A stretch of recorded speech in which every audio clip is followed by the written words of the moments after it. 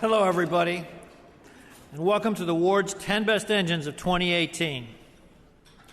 Before we get things underway, I'd like to recognize the Ward's Auto judges who participated in the 10 Best Engines program this year. And if the judges could please stand up. Dave Zoya, Tom Murphy,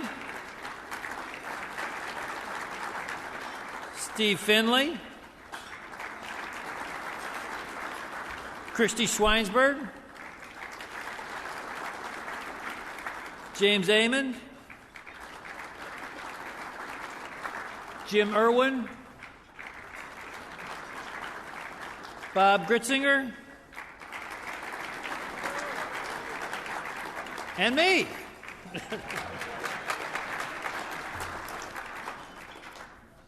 So make sure you take some time to meet our judges while you're here today. We'd all love to chat with you. And I'd also like to introduce to you our top management. Larry Schlagek, Managing Director of News and Events. Managing Director of the News and Events side of Ward's Auto. Larry.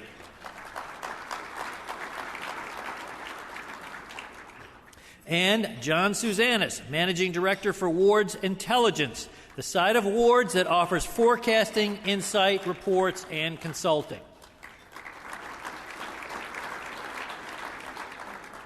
If you'd like to learn more about what Ward's Auto or Ward's Intelligence can do for you, Larry and John would be happy to talk to you.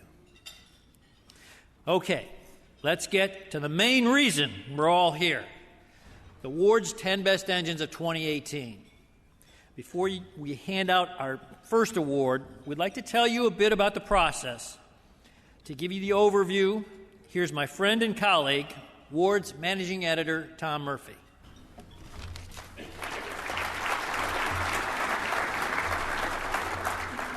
Greetings, everybody.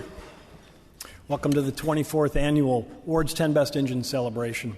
I have just a few minutes to share some thoughts, and I'll start by covering the basics of how it is that we select the winners for those of you who are new to the process.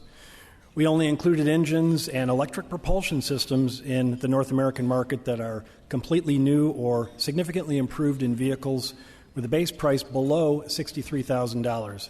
Next year's price cap will probably be $64,000.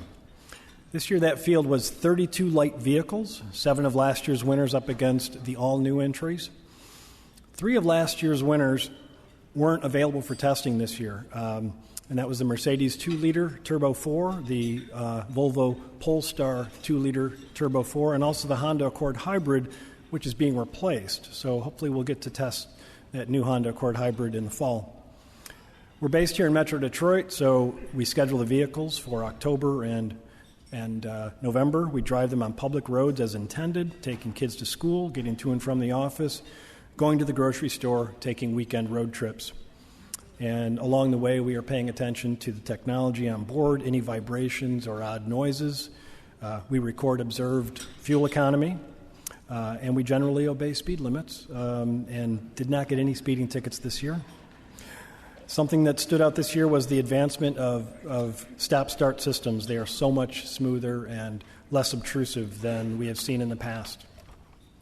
And we fill out detailed score sheets, and we write down lots of comments. We tabulate those scores, and that's where the final judging process begins and where all of the debates and arguments also begin. We don't have awards based on segments, but we do cluster vehicles and powertrains that are similar, and we judge them against each other. For instance, this year's 3-liter Infiniti and 3.3-liter Kia V6s were very closely aligned, both high-output twin turbos, and they both made the list. Meanwhile, the Honda Clarity didn't have any other fuel cell competition this year, but we did judge it against other battery electric powertrains in terms of drivability, NVH, and range. And in the end, we want the final list to include a wide array of powertrains and vehicle segments and price points. A great engine should not break the bank. Today we're here to celebrate the here and the now, but everyone in this room is thinking about tomorrow. You're working years into the future on the next generation engines and propulsion systems that hopefully will be even better than this year's award winners. In the meantime, we, the editors at Ward's Auto, plan to keep reporting on these powertrain trends. Next week, I'm going to Irvine, California to drive Mazda's new Skyactiv X engine, which is claimed to be the world's first commercially available compression ignition gasoline engine, going on sale later this year. We're also planning to drive Infinity's new 2-liter turbo 4-cylinder with variable compression, as well as the V8s in GM's new pickup trucks, which take cylinder deactivation to a new level, as we have found out this week here at the show. And hopefully all of those will be among the nominees we test in the fall for the 2019 Ward's 10 Best Engines. Finally, I'd like to extend an invitation to you as powertrain engineers, as well as to automakers not in the room today, to come talk with us at Ward's Auto or invite us to talk about your next generation powertrain programs, drive them when they're ready to be driven. This year and in past years, we've met with a number of automakers to talk in detail specifically about the engines and propulsion systems that we tested this year. The engineers present the product, share some of the challenges and reasons that certain paths were taken in the product development process, and then the editors ask questions. The conversations are always very enlightening for us.